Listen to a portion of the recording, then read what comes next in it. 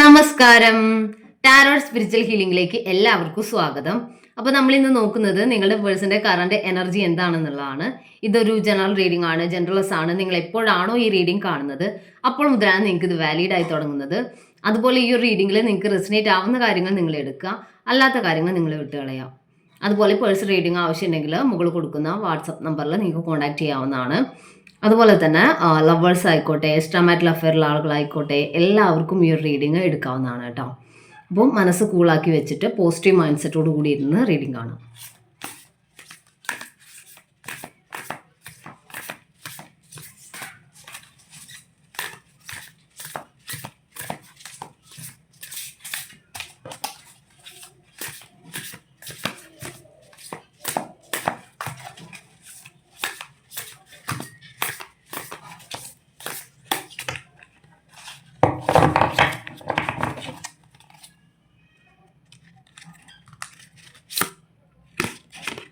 Ace of wands ആണ്, king of pentacles, three of swords, ace of swords,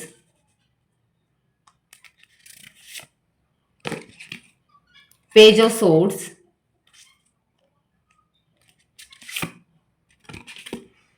the hanged man,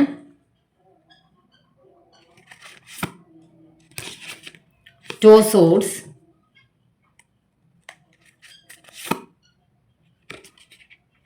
the judgment,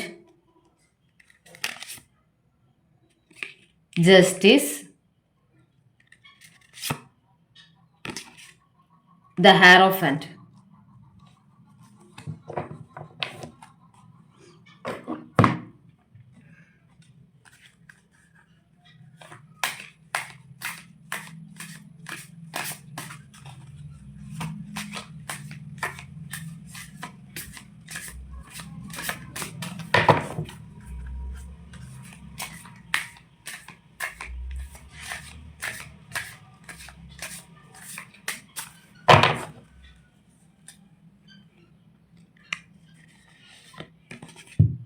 Chaser,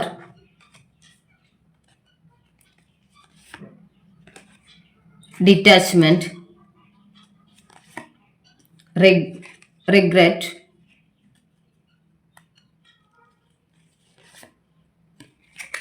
secrets,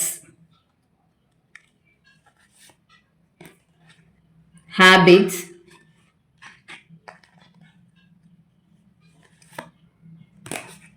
ego.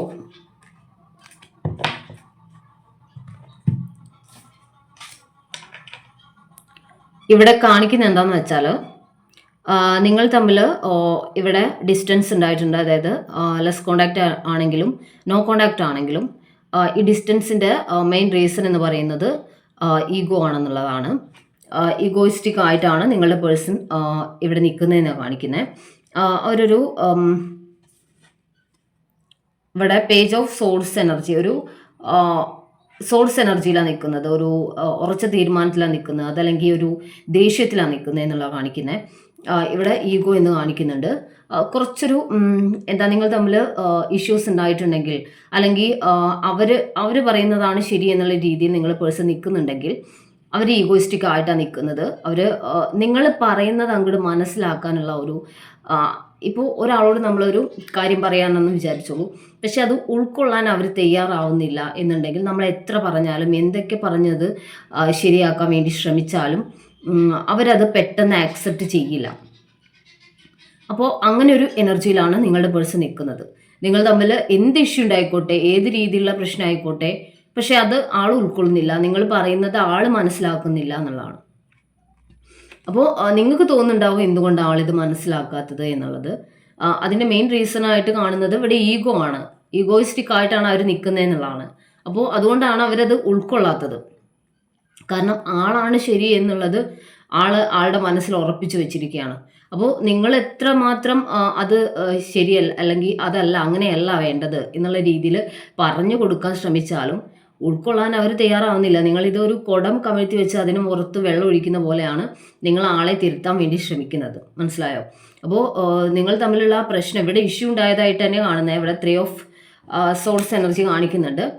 നിങ്ങൾ തമ്മിലുള്ള വഴക്ക് പ്രശ്നങ്ങളൊക്കെയാണ് കാണുന്നത്, അല്ലെങ്കിൽ രണ്ടുപേരും തമ്മിലുള്ള അഭിപ്രായ വ്യത്യാസം ഇഷ്യൂസ് ആണ് കാണുന്നത്. അപ്പോൾ അതിൻ്റെ പുറത്താണ് ഇങ്ങനെയൊരു നോ കോണ്ടാക്ട് സിറ്റുവേഷനും അല്ലെങ്കിൽ ലെസ് കോണ്ടാക്ട് നിങ്ങളുടെ റിലേഷനിൽ വന്നിട്ടുള്ളത് എന്നാണ്. ഇവിടെ നിങ്ങൾ അത്രയും ഒരു പെയിൻഫുൾ ആയിട്ടാണ് നിൽക്കുന്നത്. കാരണം ആൾ നിങ്ങളെ മനസ്സിലാക്കുന്നില്ലല്ലോ എന്നുള്ള പെയിൻ.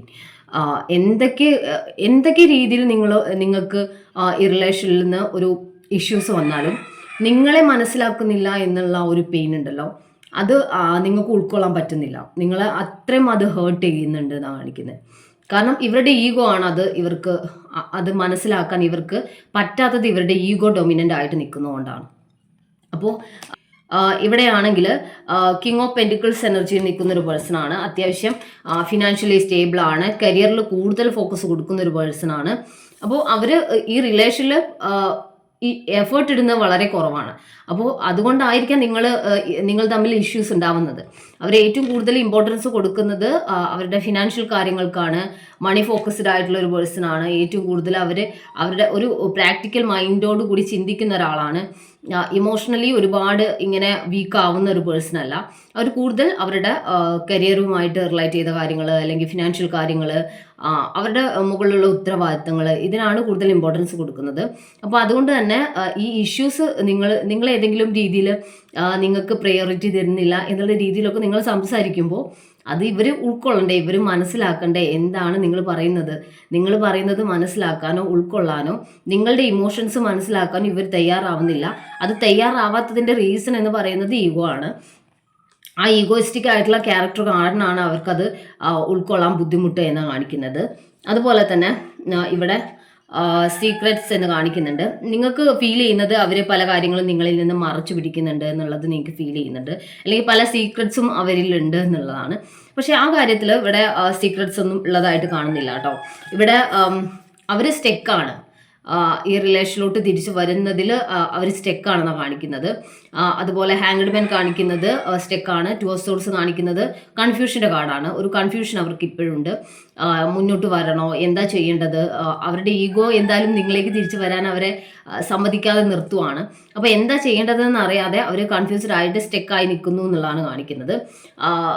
അവരുടെ ലൈഫിൽ ഒരുപാട് സീക്രറ്റ്സ് ഉണ്ട് എന്ന് എനിക്ക് ഫീൽ ചെയ്യുന്നത് അവർ എല്ലാം ഓപ്പണായിട്ട് പറയുന്ന ഒരു ക്യാരക്ടർ അല്ലാത്തത് കൊണ്ടാണ്. അത് മാത്രമല്ല അവരങ്ങനെ അതായത് ഒരുപാട് ഇമോഷണൽ ആയിട്ട് ഒരുപാട് കാര്യങ്ങൾ ഇങ്ങനെ ഷെയർ ചെയ്യുക, ഒരുപാട് നേരം അതേക്കുറിച്ച് അവരുടെ ലൈഫിൽ അവരാരോടും പറയാത്ത കാര്യങ്ങൾ ഷെയർ ചെയ്ത് സംസാരിക്കുക, അങ്ങനെയുള്ള ഹാബിറ്റ്സ് ഇവർക്കില്ല എന്നുള്ളതാണ് കേട്ടോ. അതുപോലെ ഇവിടെ വേറൊരു കാര്യം കാണിക്കുന്നത്, ഇവിടെ ഏസ് ഓഫ് വാൺസ് എനർജി കാണിക്കുന്നുണ്ട്.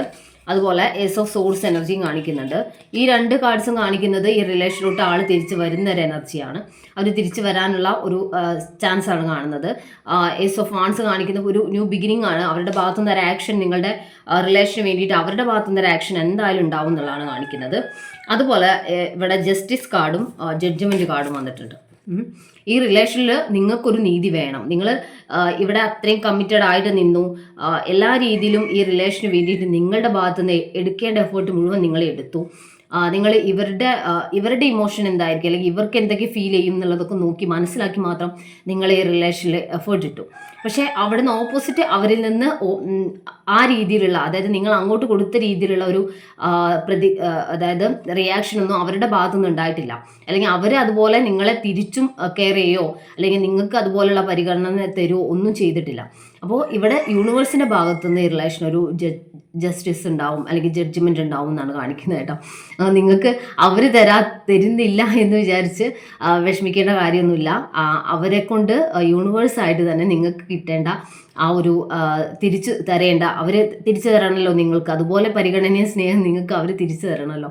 അപ്പോൾ അതെന്തായാലും അവരുടെ ഭാഗത്തുനിന്ന് നിങ്ങൾക്ക് ഉണ്ടാവും എന്നാണ് കാണിക്കുന്നത്. അതുപോലെ തന്നെ ഇവിടെ ഡിറ്റാച്ച്മെന്റ് എന്ന് കാണിക്കുന്നുണ്ട്. നിങ്ങളൊരു ഡിറ്റാച്ച്മെന്റ് മൈൻഡ് സെറ്റിലോട്ടൊക്കെ പോകുന്നുണ്ട്. കാരണം അത്രയും നിങ്ങൾക്ക് നമുക്കൊരു ഒരുപാടാവുമ്പോൾ, അതായത് ഒരുപാട് ഇങ്ങനെ സഹിച്ചും ഒരുപാട് ഇവരോട് പറഞ്ഞ് മനസ്സിലാക്കാൻ ശ്രമിച്ചിട്ട് ഇവരത് മനസ്സിലാക്കാതെ നിൽക്കുമ്പോൾ നമുക്ക് ഒരു മനസ്സിനൊരു മടുപ്പ് തോന്നുമല്ലോ. അങ്ങനെ മടുപ്പ് തോന്നിയിട്ട് നിങ്ങളൊരു ഡിറ്റാച്ച്മെന്റ് മൈൻഡ് സെറ്റിലോട്ട് പോയി എന്നാണ് കാണിക്കുന്നത്. ആ ഒരു മൈൻഡ് സെറ്റിലോട്ടാണ് നിങ്ങളിപ്പോൾ നിൽക്കുന്നതെന്നാണ് കാണിക്കുന്നത്. അതുകൊണ്ട് തന്നെ നിങ്ങളുടെ പേഴ്സൺ ഇവിടെ ഒരു ചേസർ എനർജിയിലാണ് നിൽക്കുന്നത്. ഓക്കെ, നിങ്ങളെപ്പോൾ ഒരു കാര്യം നിങ്ങൾ എപ്പോഴും മനസ്സിലാക്കണം. നിങ്ങൾ എപ്പോൾ മുതലാണ് ഈ ഒരു റിലേഷനിൽ ഒരു ഡിറ്റാച്ച്മെന്റ് മൈൻഡ് സെറ്റിലോട്ട് നിങ്ങൾ പോകുന്നത്, നിങ്ങളുടെ മനസ്സെപ്പോഴാണ് ഡിറ്റാച്ച്ഡ് ആവുന്നത്, ഈ റിലേഷൻ ഏത് രീതിയിലാണെങ്കിലും എനിക്ക് കുഴപ്പമില്ല, ആൾ വരുമ്പോൾ വരട്ടെ എന്നുള്ള രീതിയിൽ നിങ്ങൾ എപ്പോഴാണോ നിങ്ങളുടെ മനസ്സിനെ ഫ്രീ ആക്കി വിടുന്നത്, ആ ഒരു സമയത്താണ് നിങ്ങളുടെ പേഴ്സൺ ഒരു ചേസർ എനർജിയിലോട്ട് മാറുന്നത്. എല്ലാവരും ഈ പേഴ്സണെ കൊണ്ട് ചേസർ ആക്കുന്നതിന് പകരം നിങ്ങളെല്ലാവരും എന്ത് ചെയ്യും, നിങ്ങളായിരിക്കും ചേസർ ആവുക. നിങ്ങളിങ്ങനെ ചേസർ ആയിട്ട് മുന്നോട്ട് പോയിക്കൊണ്ടിരിക്കും. നിങ്ങളുടെ പേഴ്സണ് നിങ്ങളിൽ നിന്നും റണ്ണറായിട്ട് വീണ്ടും വീണ്ടും ഓടിക്കൊണ്ടിരിക്കും.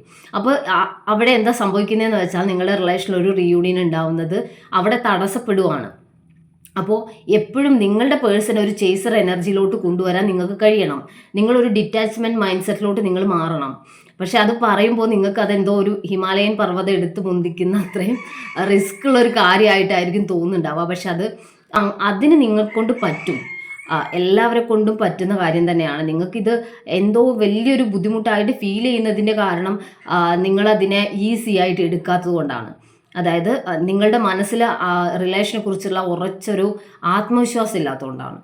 ഈ റിലേഷനെയും ഈ ഒരു പേഴ്സണെയും വിശ്വാസം നിങ്ങൾക്ക് കുറവാണ്. അതാണ് പ്രശ്നം. നിങ്ങളൊന്ന് ആലോചിച്ച് നോക്കിയാൽ മനസ്സിലാവും. ആളൊരു നോ കോണ്ടാക്റ്റിലോട്ടോ ലെസ് കോണ്ടാക്റ്റിലോട്ടോ പോയാൽ നിങ്ങൾ വിചാരിക്കും ആൾ വരില്ല എന്നുള്ളൊരു തോന്നലാണ്. പിന്നെ നിങ്ങൾക്ക് ടെൻഷനാണ്, ഇനി ആൾ കംപ്ലീറ്റ്ലി റിലേഷൻ വിട്ടു പോയാലോ എന്നുള്ള ടെൻഷൻ. ആ ടെൻഷൻ വരുന്നത് എന്തുകൊണ്ടാണ്? നിങ്ങൾക്ക് ഈ റിലേഷനിൽ വിശ്വാസമില്ല. ആൾ എവിടെയും പോവില്ല, എൻ്റെ അടുത്തോട്ട് വരും എന്നുള്ള ഒരു സ്ട്രോങ് ആയിട്ടുള്ള ഒരു ഉറച്ച ഒരു വിശ്വാസം നിങ്ങൾക്കുണ്ടെങ്കിൽ ഉറപ്പ് ആൾ തിരിച്ചു വരും. എന്നിട്ട് അതിനെ പോയെങ്കിൽ പൊക്കോട്ടെ, വരുമ്പോൾ വരട്ടെ എന്നുള്ള രീതിയിൽ, ഇപ്പോൾ തൽക്കാലത്തേക്കുള്ള ഒരു പിണക്കല്ലേ അത്, ആൾ വരുമ്പോൾ വരട്ടെ എന്നുള്ള രീതിയിൽ അതിനെ കാണുകയാണെന്നുണ്ടെങ്കിൽ അവിടെ ആ ഒരു പ്രശ്നം തീരും. അതായത് അപ്പോൾ നിങ്ങളൊരു ഡിറ്റാച്ച്മെൻറ്റ് മൈൻഡിലാണ് നിങ്ങൾ അവിടെ നിൽക്കുന്നത്. പേഴ്സൺ എന്തായാലും നിങ്ങൾ ഇങ്ങോട്ട് കോൺടാക്ട് ചെയ്യും, അവർ ചേസർ ആവും. മനസ്സിലായോ? അപ്പോൾ നിങ്ങൾ അങ്ങനെ വേണം റിലേഷനെ ഡീൽ ചെയ്യാൻ വേണ്ടിയിട്ട്. ഈ ചേസർ എനർജിയിലൂടെ നിങ്ങളുടെ പേഴ്സണെ കൊണ്ടുവന്നേ മതിയാവും. ഓക്കെ, അങ്ങനെയാണെങ്കിൽ ഈ റിലേഷൻ ഇവിടെ ഒരു ദ ഹയർ ഓഫ് എൻ്റെ എനർജിയാണ്. നിങ്ങൾക്കൊരു മാരേജ്, കമ്മിറ്റ്മെൻറ്റ് എല്ലാം ഈ റിലേഷൻ നിങ്ങൾക്ക് ഉണ്ടാവും എന്നാണ് കാണിക്കുന്നത്. ഓക്കെ, ഒരു സക്സസ് നിങ്ങളുടെ റിലേഷനിൽ ഉണ്ടാവും. ഒരു മാരേജ് നിങ്ങൾ ആഗ്രഹിക്കുന്ന ഒരു കാര്യത്തിലൂടെ നിങ്ങൾക്ക് എത്താൻ പറ്റും. ഓക്കെ, അപ്പോൾ നമുക്ക് കുറച്ച് മെസ്സേജ് ഏഞ്ചൽസിൻ്റെ നോക്കാം.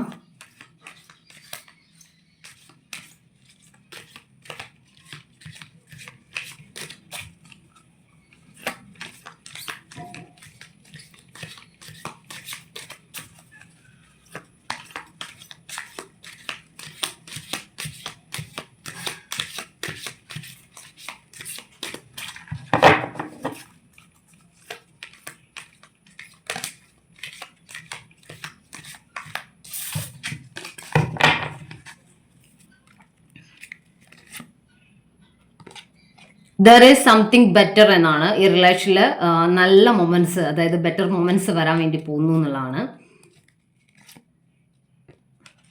Ask for help from others എന്നാണ്. മറ്റുള്ളവരിൽ നിന്ന് നിങ്ങൾക്കൊരു ഹെൽപ്പ് വേണ്ട ഒരു സമയമാണ് എന്ന് നിങ്ങൾക്ക് തോന്നുന്നുണ്ടെങ്കിൽ നിങ്ങൾ മടിക്കാതെ ഹെൽപ്പ് സീക്ക് ചെയ്യുക എന്നുള്ളതാണ്. ഫോർഗീവ്നെസ് എന്നാണ്. നിങ്ങൾ ക്ഷമിക്കുക. നിങ്ങളുടെ പേഴ്സൺ നിങ്ങളിൽ നിന്ന് മാറി നിൽക്കുന്നുണ്ടെങ്കിൽ, അല്ലെങ്കിൽ അവരെ ഒരു ഈഗോയിസ്റ്റിക് ആയിട്ട് നിങ്ങളോട് പെരുമാറുന്നുണ്ടെങ്കിൽ നിങ്ങൾ അത് മനസ്സിലാക്കുക. അവരൊരു ഈഗോ ഉള്ള ഒരു പേഴ്സൺ ആണെന്ന് മനസ്സിലാക്കി നിങ്ങൾ അവരോട് ക്ഷമിക്കാൻ വേണ്ടി തയ്യാറാവുക. യു ആർ റെഡി എന്നാണ്. നിങ്ങൾ തയ്യാറായിരിക്കുക. നിങ്ങളുടെ പേഴ്സൺ ഏത് സമയം നിങ്ങളിലേക്ക് തിരിച്ചു വരുന്നു എന്നുള്ള അങ്ങനെ ഒരു കാര്യത്തിൽ, അല്ലെങ്കിൽ നിങ്ങൾ അങ്ങനെ ഒരു വിശ്വാസത്തിൽ നിൽക്കുക. നിങ്ങൾ എപ്പോഴും റെഡി ആയിരിക്കുക നിങ്ങളുടെ പേഴ്സൺ തിരിച്ചു വന്നാൽ സ്വീകരിക്കാൻ വേണ്ടിയിട്ട്. ഓക്കെ, അപ്പോൾ നമുക്ക് കുറച്ച് ക്ലൂസ് കൂടി നോക്കാം.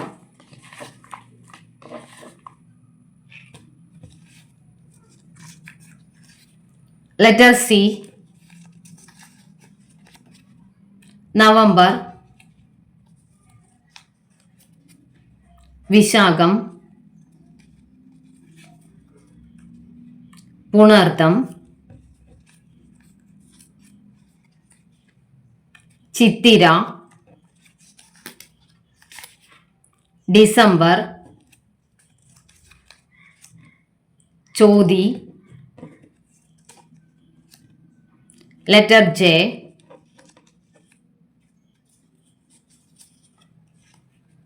Letter Y,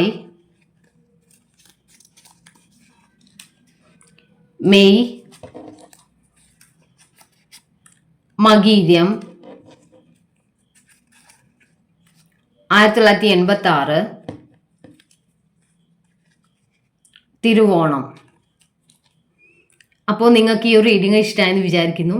thank you.